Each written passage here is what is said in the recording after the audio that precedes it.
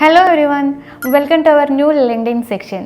നമ്മുടെ പ്രൊഫൈലിനെ കുറിച്ചിട്ടും ഒപ്റ്റിമൈസേഷൻസിനെ കുറിച്ചിട്ടുള്ള എല്ലാ ഡൗട്ട്സുകളും നിങ്ങൾക്ക് കഴിഞ്ഞ വീഡിയോസ് കണ്ടത് വഴി ക്ലിയർ ആയി എന്ന് വിചാരിക്കുന്നു. ഇന്ന് നമ്മുടെ പുതിയ സെക്ഷനാണ് റെക്കമെൻഡേഷൻ ആൻഡ് സ്കിൽ എൻഡോഴ്സ്മെൻറ്റ്. ഒരു റെസ്യൂമേക്കാൾ ഉപരി ലിങ്ക്ഡിൻ പ്രൊഫൈൽ നമുക്ക് തരുന്നത് ക്രെഡിബിലിറ്റിയാണ്. ഈ ക്രെഡിബിലിറ്റി എങ്ങനെ ഇംപ്രൂവ് ചെയ്യാം, അഥവാ ഒരു വിസിറ്റർ നമ്മുടെ പ്രൊഫൈൽ കാണുന്ന സമയത്ത് ആ വിസിറ്ററെ എങ്ങനെ കൺവിൻസ്ഡ് ആക്കാം എന്നുള്ളതിന് ലിങ്ക്ഡിൻ നമ്മളെ ഹെൽപ്പ് ചെയ്യുന്ന രണ്ട് ഫാക്ടേഴ്സാണ് skill endorsement and recommendation.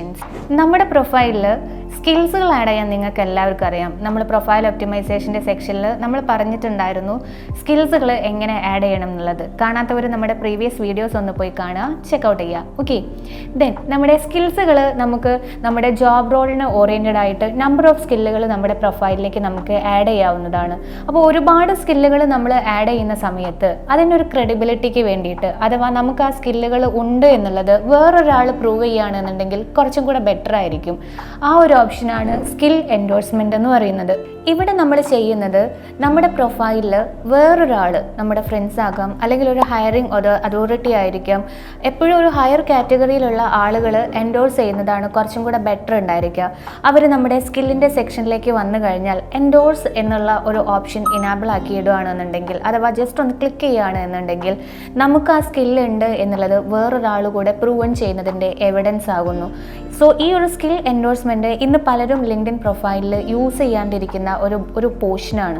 So ഇന്ന് മുതൽ, ഈ വീഡിയോ കാണുന്നത് മുതൽ നിങ്ങൾ നിങ്ങളുടെ ഫ്രണ്ട്സിൻ്റെ അടുത്ത്, അഥവാ കുറച്ചൊന്ന് ഹയർ ആയിരിക്കുന്ന, നമ്മുടെ ജോബ് റോഡിൽ ഹയർ ആയിരിക്കുന്ന കാറ്റഗറിയുള്ള ആളുകളുടെ അടുത്ത് നമ്മുടെ സ്കില്ലൊന്ന് എൻഡോഴ്സ് ചെയ്യാൻ ട്രൈ ചെയ്തോളൂ.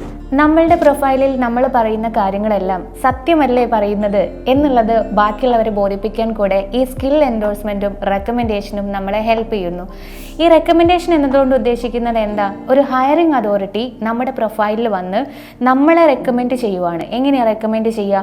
ഇന്ന ആൾ ഇത്ര വർഷം എൻ്റെ അണ്ടറിൽ വർക്ക് ചെയ്തിട്ടുണ്ടായിരുന്നു, അവർക്ക് ഇന്ന സ്കില്ലുകളുണ്ട്, അവർ ഇത്രയും എവിഡൻ്റ് ആണ് എന്ന് പറഞ്ഞുകൊണ്ട് നമുക്കൊരു മെസ്സേജ് അയച്ചു കഴിഞ്ഞാൽ, അഥവാ ആ മെസ്സേജ് നമ്മളുടെ പ്രൊഫൈലിൽ വിസിബിൾ ആണ് എന്നുണ്ടെങ്കിൽ that scope is known as recommendation. So അതിനുവേണ്ടി നമ്മൾ എന്ത് ചെയ്യണം? ഹയറിംഗ് അതോറിറ്റീസിൻ്റെ അടുത്തേക്ക് റെക്കമെൻഡേഷൻ റിക്വസ്റ്റുകൾ അയക്കുന്നു.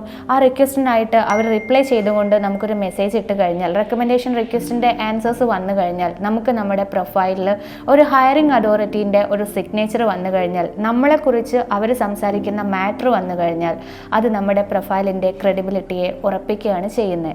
അപ്പോൾ ഈ രണ്ട് സെക്ഷൻസുകളും, റെക്കമെൻഡേഷൻ ആയാലും സ്കിൽ എൻഡോഴ്സ്മെൻറ്റുകളായാലും, ഇന്ന് മുതൽ നിങ്ങൾ ട്രൈ ചെയ്ത് നോക്കുക. അപ്പോൾ ഈ വീഡിയോ നിങ്ങൾക്ക് ഹെൽപ്ഫുൾ ആയി എന്ന് വിചാരിക്കുന്നുണ്ട്. നെക്സ്റ്റ് ക്ലാസ്സിൽ കാണും വരെ ബൈ.